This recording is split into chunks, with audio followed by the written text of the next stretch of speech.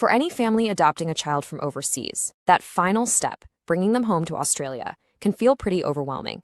So today, we are going to demystify the Subclass 102 adoption visa. We're breaking it all down into a clear, step-by-step guide to help you finally unite your family. Ready? Let's get started. So here's the roadmap for our chat today. We'll start with the basics of what this visa is all about. Then we're going to walk through every single phase, what to do before you apply, how to get all your documents in order, the application itself, what to do while you wait, and finally, understanding the decision. Okay, first things first, what exactly is this visa, and who is it really for? Let's take a closer look. To put it simply, the Subclass 102 visa is the legal pathway that allows a child adopted outside of Australia to come and live here permanently with their new family. You can think of it as the official key that opens the door to their new life in Australia. All right, now we get into the practical stuff. Step 1. And let me tell you, getting this preparation phase right is absolutely crucial. Think of it like laying a really strong foundation for a house. You want the rest of your application to be built on solid ground.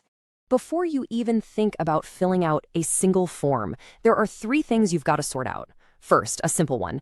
Is the child's passport still valid? Second, who's helping you with this? It is so important to know the rules around that. And third, are you going to handle all the communication yourself, or will you appoint someone else to do it for you? And you know, that point about getting help, it's a really big deal. The government has super strict rules about it.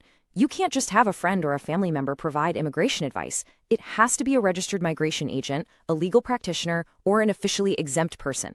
This is all to protect you and make sure you're getting the right info. Okay, let's move on to what is, let's be honest, the biggest part of the process, gathering all your documents. I know, it can feel like a mountain of paperwork, but don't worry.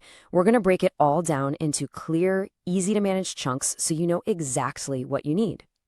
So here's the million-dollar question. What evidence does the Department of Home Affairs actually need to see for the child?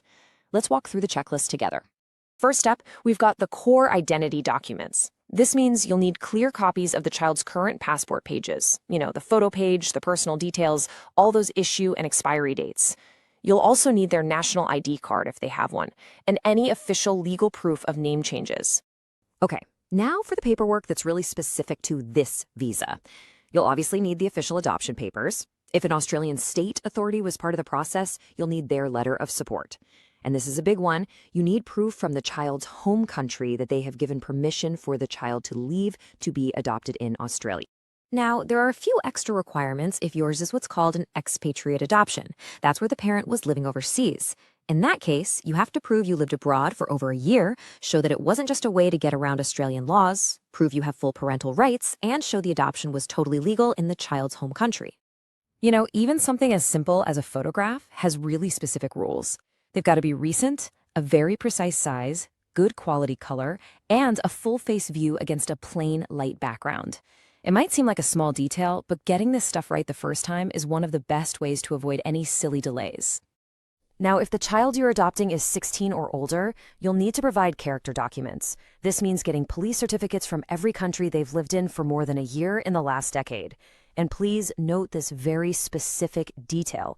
For Australia, it has to be an Australian Federal Police Certificate, and you have to request it using Code 33. State police checks won't cut it. All right, before you package everything up and send it off, just run through these 4 final steps. 1. Get any non-English documents translated by a professional. 2. Get certified copies of, well, everything. 3. Make copies of it all for your own files. And 4, and this is so important, only send the certified copies. Never, ever send your original documents. So, all your documents are gathered, translated, and certified. It's time for the main event. Actually lodging the application. Okay, I need everyone to pay close attention to this next point because it's a really critical detail. Unlike most other visas these days, the Subclass 102 application is paper only. I'll say that again, paper only. You can't submit it online, you can't drop it off in person, it has to be sent by mail.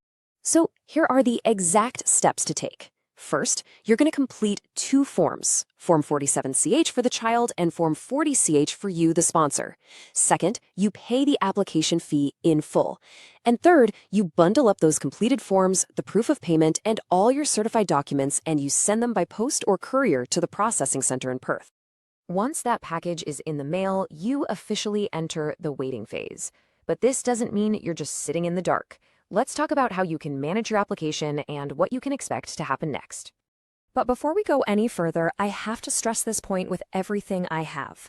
Please, do not make any travel plans for the child. Do not book flights. Wait until you have received official written confirmation that the visa has been granted. I know it's exciting, but acting too soon can cause major headaches and heartache. Now, here's a fantastic tip for staying on top of things. Even though you sent in a paper application, once you get that acknowledgement letter back, you can link it to an online IMI account. This is a huge help because it lets you check the status, update your details, and even attach more documents if they ask for them. So during the processing time, a few other things might pop up. The department will get in touch with you directly if the child needs a health checkup or has to provide biometrics, like fingerprints. And just remember, it's totally on you to let them know immediately if anything changes, like a new address, or if you realize you made a mistake on the application. And that brings us to the final stage of this whole journey, the visa decision. Let's look at what to expect for the two possible outcomes. Either way, you'll receive the decision in writing. If the visa is granted, which is what we're all hoping for, the letter will have all the important info, the grant number, the start date, and that all-important deadline for the child's first entry into Australia. If it's refused, the department will explain exactly why and let you know if you have to write to ask for a review. So, we've covered the entire process, from that very first document check all the way to the final decision letter. And yeah, the path is detailed, but it is absolutely manageable. The journey home is just a series of small, deliberate actions. So the final question is a simple one. What's the very first step you'll take today?